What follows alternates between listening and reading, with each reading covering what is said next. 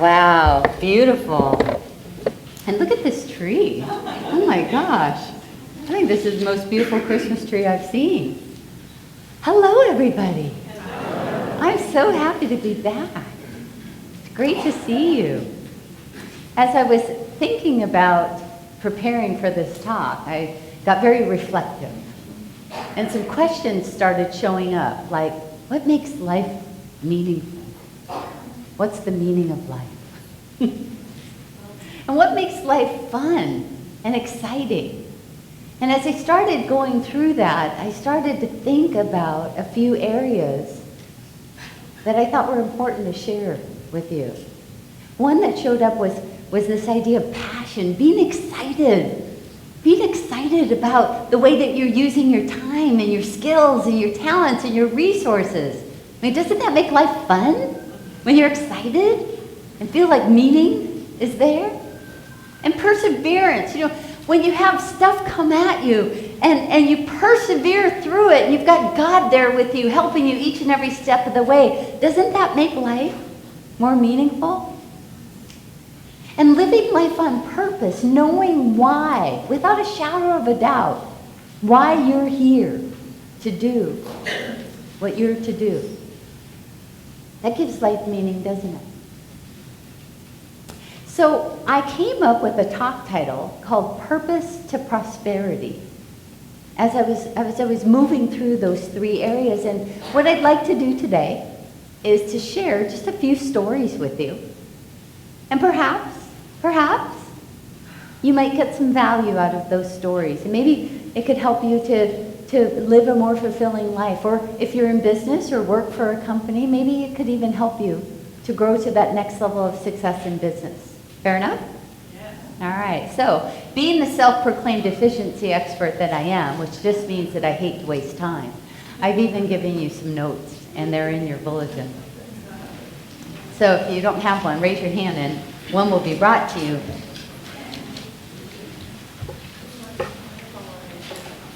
So my first story has to do with the importance of passion.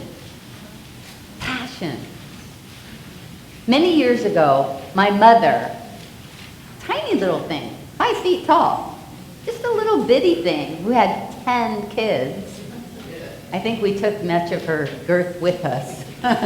She gave up something every time she gave birth to a new kid. But she was just this little tiny thing, and she had to have bypass surgery.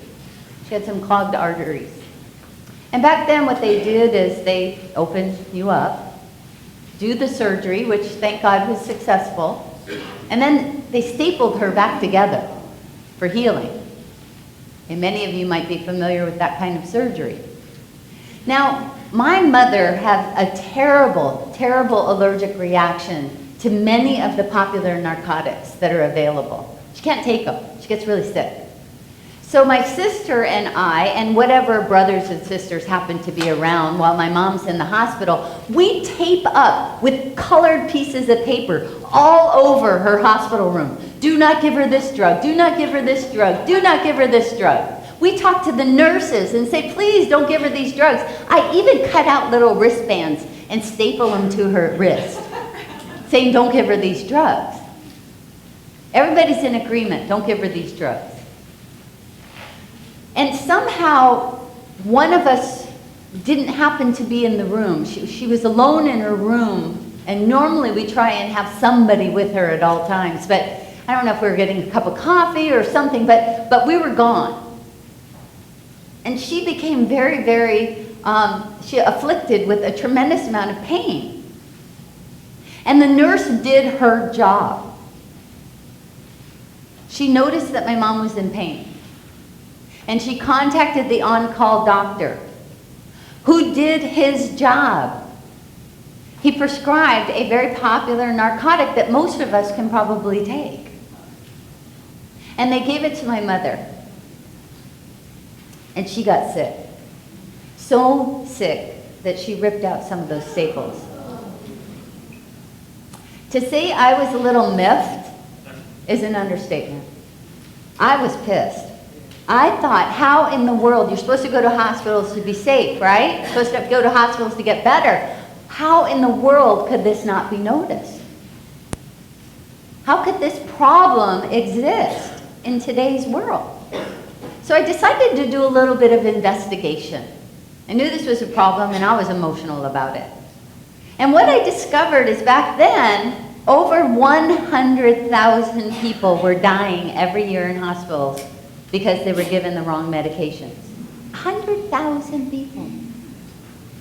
I mean, I can track a box of cereal to the point of manufacture all the way to the checkout counter. And if you buy it with a debit card or a credit card, I know you bought it.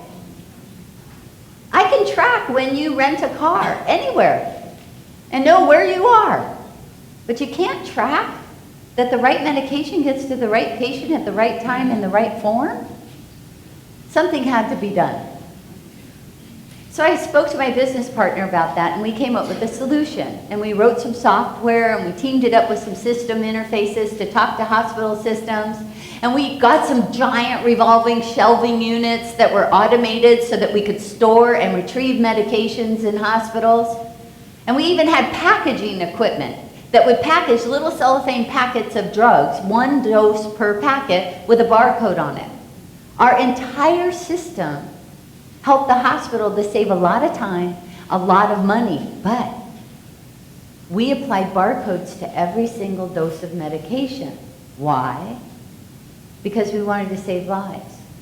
So the new administrative process that we lobbied for and that society had lobbied for is to scan the patient wristband, scan the drug, take it up to an electronic medical record and make sure it's the right patient and the right drug.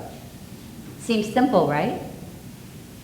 Well, now, if a nurse, if he or she gives a medication, does this scanning process and gives it to, tries to give it to a patient, if the alarms go off, the nurse is empowered.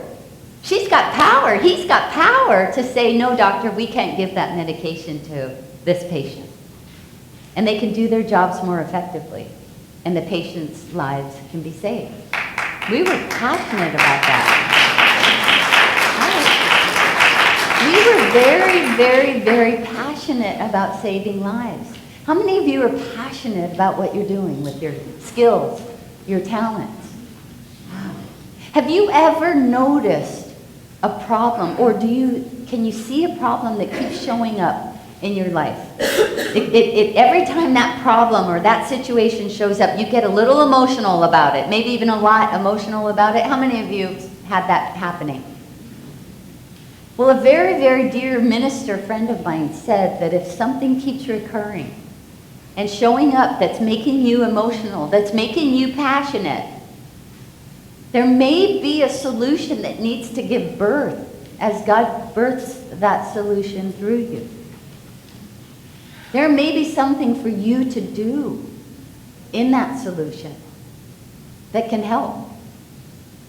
As we committed ourselves to give birth to this solution to save lives, we also found a way to help hospital systems save a tremendous amount of money and improve productivity in the process. Lots and lots of people's lives have been saved. So take this time, now that we're at the end of the year, take this time and really analyze, write down some of those things that keep showing up that appear as problems, or maybe even opportunities to create a convenience. If they keep showing up, there may be just something for you to do in that. And as you write those down, ask for guidance. God, reveal to me, what's mine to do? Is there anything for me to do in this? And if there is, you'll be guided to do it. My second story has to do with the power of perseverance. I love that word, the power of perseverance. See, if you're doing something that you're incredibly passionate about, even when unexpected challenges or things that you're not expecting, adverse situations show up, you're not going to be rocked off your foundation. Challenges are always going to show up in life. How many of you have never had a challenge in life? Right, they always show up, and they show up in business as well. Sometimes they can be really severe and other times not. This is a perfect time for you to practice relying more on God. being able to turn over a situation in an unjust or unexpected, challenging situation, turn it over and ask for guidance to get you through to a successful outcome. But here's the key. You have to have in mind what a successful outcome is. You know, I told you about the story with our pharmacy automation company. And one of the things that we sold were these giant revolving shelving units to store and retrieve medications. Well, we were doing so well. We were a miracle-making company. We were growing by leaps and bounds, right? Because we had God in our business guiding and directing us every step of the way. And we were doing so well that the manufacturer that supplied these revolving shelving units wanted to help us even more. They wanted to dedicate more resources to help us do our job better in implementing these carousels. And in order to get the resources that they needed to support us, they decided to look at their business model, and one of the companies that they distributed to didn't sell very many of these carousel systems at all. So they decided to cancel that distribution agreement. They made a business decision to cancel that distribution agreement so that other company couldn't sell the carousels anymore. Now the problem with that is that that company was a Fortune 20 company. This particular line of business with carousels is a very small part of what they do. But yet, it was still what they did. They were last in the ranking of sales, okay? So our company and all our competitors did much better than that line of business for that giant company. But that giant company did not like being canceled. And in retaliation, they sued us. Does that make any sense at all? We didn't do anything wrong. And here we have this gigantic company suing our little teeny tiny David. This Goliath is attacking us. And after I got over my initial panic, oh my God, they could squish us like a bug. As soon as I got over that, I remembered that all things are possible with God. How many of you believe that? Okay, all things are possible. All things, not just something, all things are possible with God. Which meant that there was a possibility for a good outcome, right? There could be a good outcome that could bless all of us, that could bless our companies with profitability, both of our companies, that could bless our customers, that could bless the patients, the hospitals, right? All things were possible, and my job, as I write about in my books, it was to stay focused and be grateful for that possible outcome and let God figure out the how to get there. And as I started using my daily practice to describe my gratitude for these great outcomes of this lawsuit being resolved and dissolved, of everybody thriving and prospering and being taken care of, I had this thought. I thought, I wonder why this guy decided to sue me. And I started to think of that executive vice president who I had met at one time. And I knew that he was the head of this line of business for this giant company. And he was already in last place in terms of competing with all of us. And now he lost his manufacturer. Do you think he might be a little scared that he's going to lose his job? I started feeling really bad for him. So I started sending him even more love. And I was praying for him and his family and all of his employees and his company and hoping that they would be thriving and prospering. I was giving out what I wanted to receive myself. Isn't that a spiritual principle? Yes. What I recognize is the divine that's in him is the same divine that's in me. We're all part of one. So I went even one step further. And I started to write to his divine true self. Now his divine true self, which is the divine in him that's the same as the divine in me, I can talk to. I can leapfrog over the human condition and go directly to the God in him that's the God in me. And so I did. So in addition to using my daily spiritual practice to describe the outcomes that I wanted, I started to write a daily Divine True Self letter to him, and it went something like this. Dear Divine True Self of, and I used his name because I knew him, I bless you, I love you, and I give great thanks that you are now dissolving this lawsuit between us without delay. I am so grateful that there is a fair outcome to this situation, and both of our companies thrive and prosper as we continue to operate for the benefit of all concerned. Every day, write that down, read it out loud. I knew that the divine in me could love the divine in him. And as it turned out, I was using this Divine True Self process for any challenge I had with a personality in any situation. And you should try that too. If you have a challenge that shows up, you can use that Dear Divine True Self letter writing technique, and you will be surprised. It has worked every single time for me, and I bet it'll work for you as well. You can prove this to yourself. And as it turned out, we got some innovative and creative ideas for a resolution to this.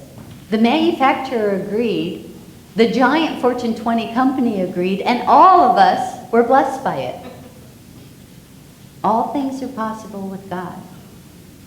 I tell a little bit more detail about that story in my book, The Path to Wealth, which we're selling for a fundraiser for Unity.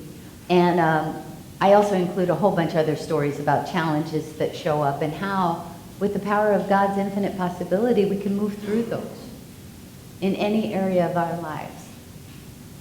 So try that. Perseverance is always going to be required for you in any situation in your life.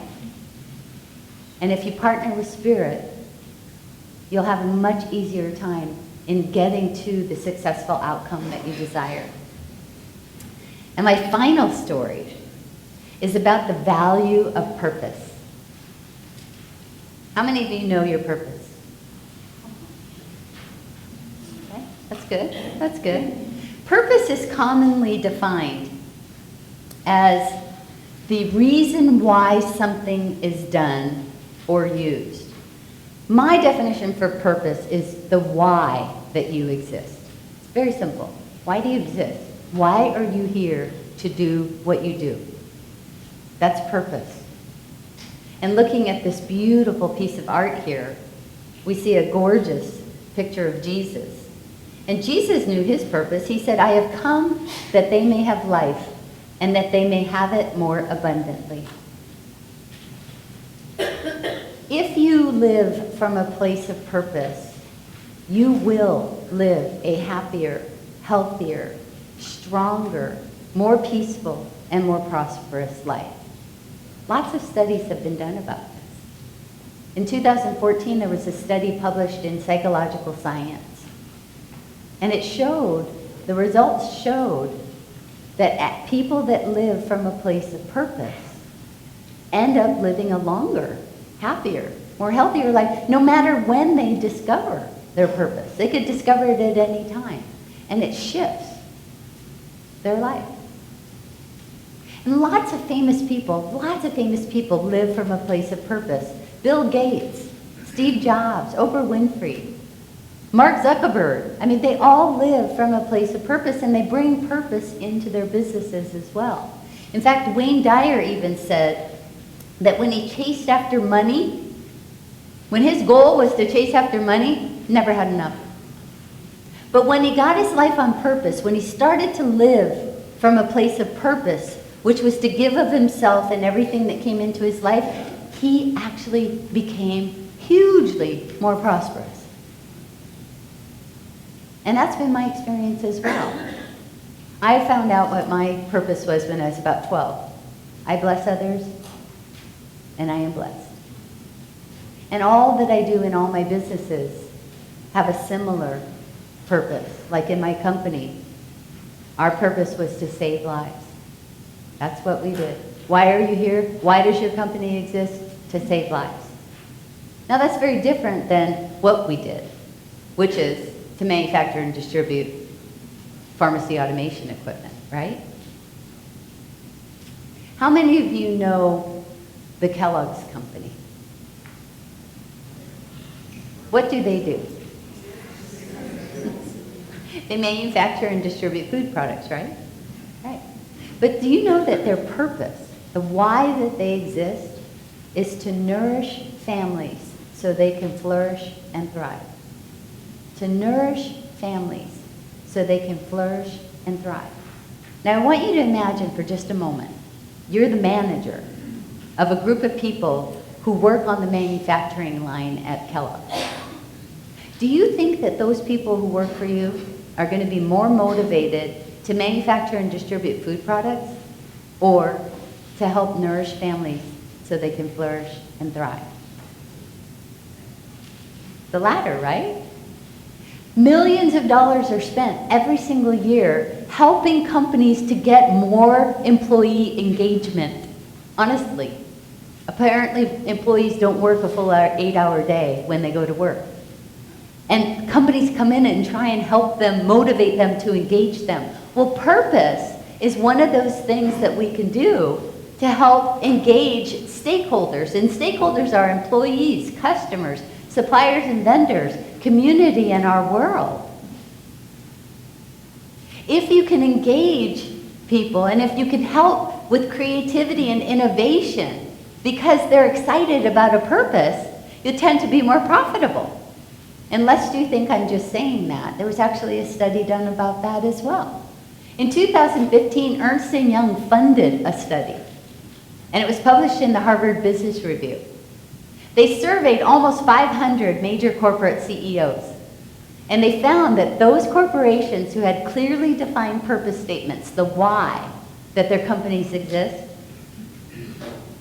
tended to be more profitable. So if you can identify your purpose, you'll live a longer, healthier, happier, more fulfilling and meaningful life that generally will be filled with more abundance in whatever definition of abundance you have. And if you have a company, take the time. Take the time to understand what the purpose of the company is and share it with your stakeholders. And I don't have the time to go through with you today in our talk about how some of the questions you can answer to discover your personal purpose, but we're going to do that in an interactive workshop this afternoon from 1 to 3. Everybody gets a 20-plus page workbook, and it's really interactive and fun, but it'll give you a roadmap to discovering your personal purpose. And if you happen to be part of a company, if you are part of the executive leadership team and you don't have a purpose for your company, I highly encourage you to get one. And then engage your employees and all of your stakeholders to participate in helping you to create that. Just may lead to greater profits. So I want to, in closing, remind you that if you live a life filled with passion, it's going to be more exciting and more fun. This is a journey that we're on. This wonderful thing called life, and it should have meaning and excitement for you. And don't forget that we will have challenges that show up, but we have the greatest tool ever, and that is our partnership with Spirit. That wonderful divine intelligence. So through perseverance and this wonderful access to strength and power and intelligence, we can move through successfully any situation that shows up, because all things are possible with God. And finally, if you live your life on purpose, it will end up helping you to add an increased amount of meaning, peace, happiness, and abundance in your life. So may you be blessed. May you be happy. May you be prospered. May you be healthy.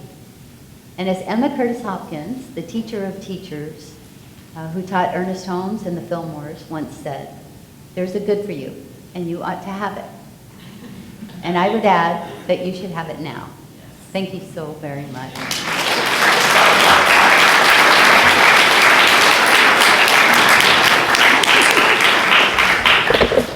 Thank you, May. Such a wonderful lesson and reminder of all the